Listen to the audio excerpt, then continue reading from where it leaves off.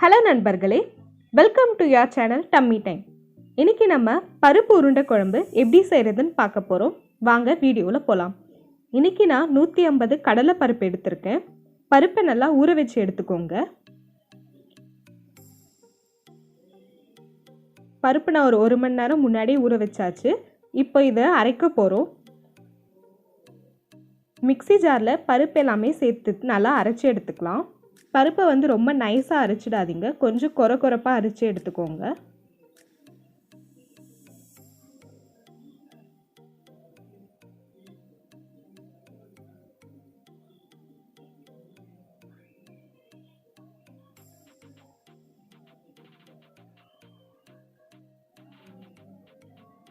பருப்பெல்லாம் மிக்ஸி ஜாரில் சேர்த்தாச்சு. இது கூட கொஞ்சம் உப்பு சேர்த்து நம்ம அரைச்சி எடுத்துப்போம்.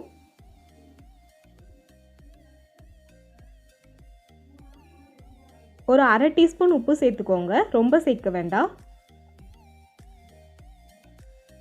இந்த மாதிரி இந்த பதத்தில் அரைச்சி எடுத்துக்கோங்க. நான் பாருங்கள் நல்லா கொஞ்சம் கொரப்பாக தான் அரைச்சி எடுத்திருக்கேன்.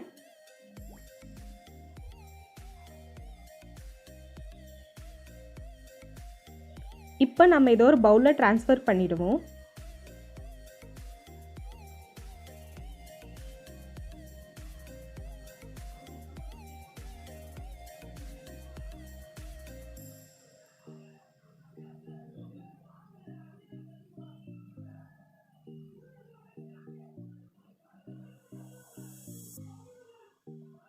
இது கூட நம்ம வெங்காயமும் சோம்பும் சேர்த்துப்போம்.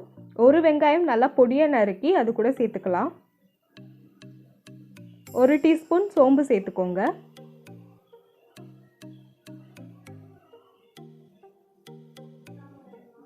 இப்போ ஒரு 1 டீஸ்பூன் உப்பு சேர்த்து நம்ம நல்லா மிக்ஸ் பண்ணி எடுத்துக்கலாம்.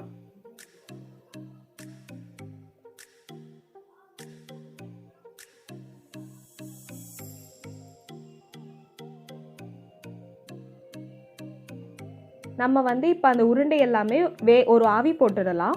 இட்லி குண்டால கொஞ்சம் தண்ணி சேர்த்து நல்லா கொதிக்க வைங்க. முதல்ல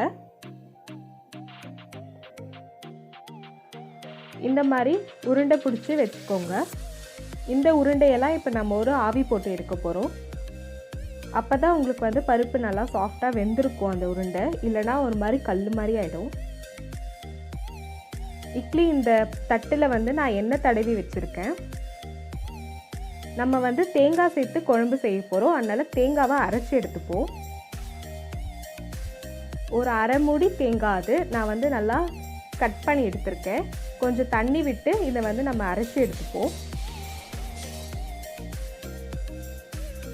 தட்டில் எண்ணெய் தடவிட்டு உருண்டை எல்லாமே நம்ம அதில் சேர்த்து ஒரு ஆவி போட்டு எடுத்துடலாம். நீங்கள் நல்லா வேக வச்சு சேர்க்கறதுனால உங்களுக்கு அந்த உருண்டை கல் மாதிரி இல்லாமல் கொஞ்சம் சாஃப்டாக சாப்பிட நல்லாயிருக்கும்.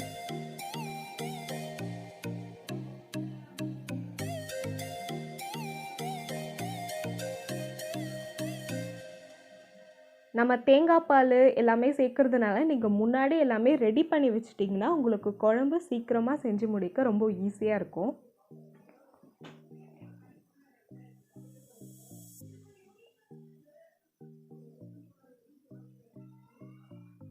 இப்போ இது நான் ஸ்லிம்மில் வச்சுருக்கேன். அது கொஞ்சம் நேரம் வேகட்டும். நம்ம தேங்காய் பால் எடுத்துடலாம். ஒரு பால் நல்லா திக்காக எடுத்துக்கோங்க, இன்னொன்று கொஞ்சம் தண்ணியாக எடுத்துக்கோங்க. பாருங்கள், இந்த பால் நல்லா திக்காக எடுத்திருக்கேன், இது கொஞ்சம் தண்ணியாக எடுத்திருக்கேன். இப்போ நம்ம குழம்பை தாளிச்சிடலாம். கடாயில் ஒரு 3லேருந்து 4 டீஸ்பூன் எண்ணெய் விட்டுக்கோங்க.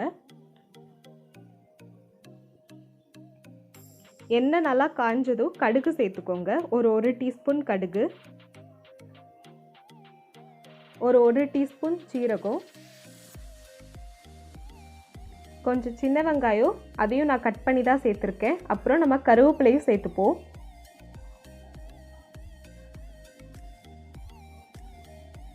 அப்புறம் பூண்டு ஒரு 7லேருந்து 8 பல், இதுவும் நான் பொடியாக கட் பண்ணி சேர்த்துருக்கேன்.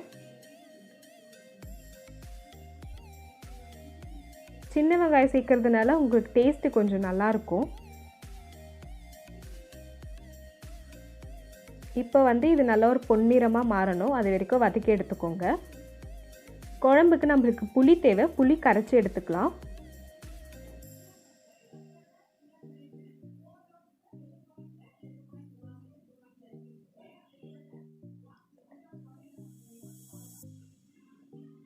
ரெண்டு சின்ன தக்காளி நான் வந்து இந்த மாதிரி நல்லா ஸ்லைஸ் பண்ணி எடுத்துருக்கேன். இதையும் நம்ம சேர்த்து தாளித்து எடுத்துப்போம். தக்காளி கூட உப்பு சேர்த்துக்கலாம். ஆல்ரெடி உருண்டையில் ஒரு 1.5 டீஸ்பூன் சேர்த்துருக்கோம். இப்போ வந்து குழம்புக்கு தேவையான உப்பு சேர்த்துக்கலாம். நான் ஒரு 2 டீஸ்பூன் சேர்த்துருக்கேன்.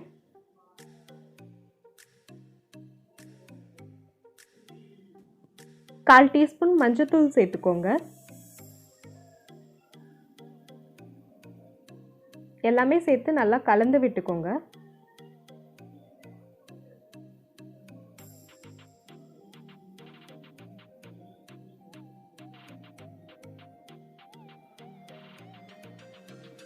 தக்காளி நல்லா பொரிஞ்சிடுச்சு.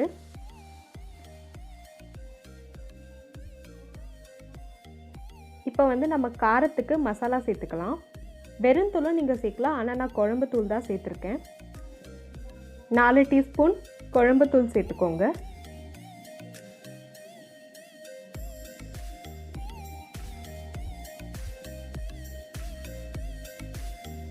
ஒரு டீஸ்பூன் தனியா தூள்,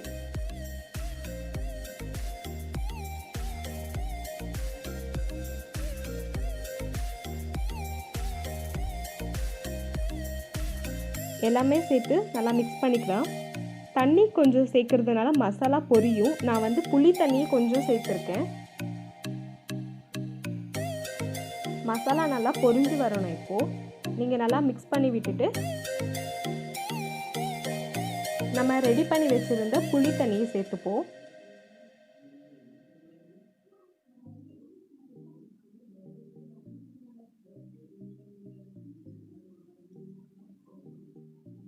எல்லாமே சேர்த்து நல்லா கலந்து விட்டுக்கலாம்.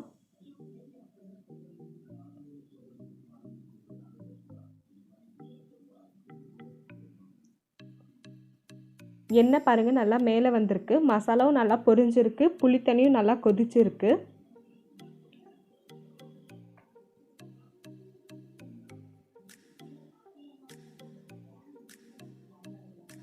இப்போ வந்து நம்ம இதில் தேங்காய் பால் சேர்த்துப்போம். ஃபஸ்ட் நான் ரெண்டாவதாக எடுத்து வச்சுருந்தேன், அதை தண்ணி தேங்காய் பாலை முதல்ல சேர்த்துக்கோங்க.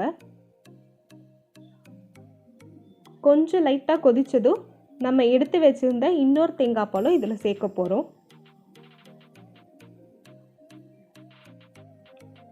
இது வந்து முதல்ல எடுத்த திக்கான தேங்காய் பால், இதை வந்து சேர்த்துப்போம். இப்போது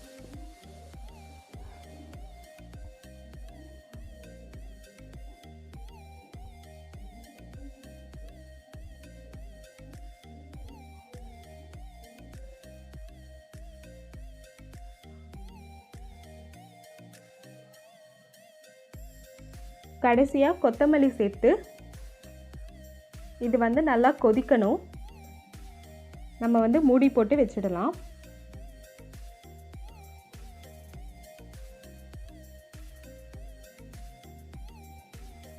ஒரு 10லேருந்து 15 நிமிஷம் நல்லா கொதிக்க விடுங்க. பாருங்கள், இப்போ நல்லா கொதிச்சிட்ருக்கு. நான் ஒரு 10 நிமிஷம் அப்படியே வச்சுட்டேன். நல்லா கொதிச்சிடுச்சு. இப்போ வந்து நம்ம ரெடி பண்ணியிருந்த அந்த உருண்டை எல்லாமே அதில் சேர்ப்போம். உருண்டையும் நல்லா வெந்துடுச்சு. உருண்டையும் நான் ஒரு 15 நிமிஷம் நல்லா வேக விட்டேன். இப்போ வந்து இதை இந்த குழம்புல சேர்த்துப்போம்.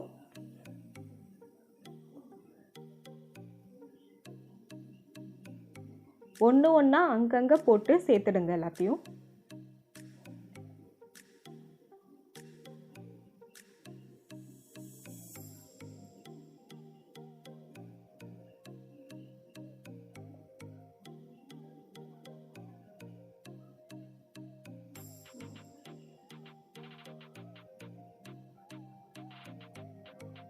எல்லா உருண்டையும் சேர்த்தாச்சு. கரண்டி யூஸ் பண்ணாமல் ஸ்பூனில் மிக்ஸ் பண்ணி விடுங்க. அப்போ நான் வந்து நம்மளுக்கு அந்த உருண்டை உடையாது. இப்போது அந்த குழம்பு வந்து உருண்டை உள்ள கொஞ்சம் ஊறுறதுக்காக இன்னும் ஒரு 10 நிமிஷம் நல்லா கொதிக்க விடுங்க. அந்த உருண்டையோட குழம்பு நல்லா ஒன்று சேர்ந்துக்கும். இப்போ திறந்து பார்க்கலாம்.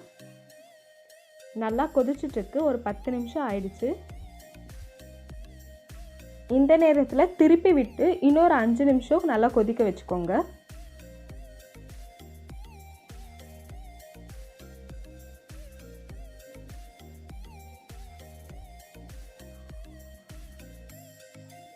அவ்வளோதாங்க, நம்ம உருண்டை குழம்பு ரெடி ஆயிடுச்சு.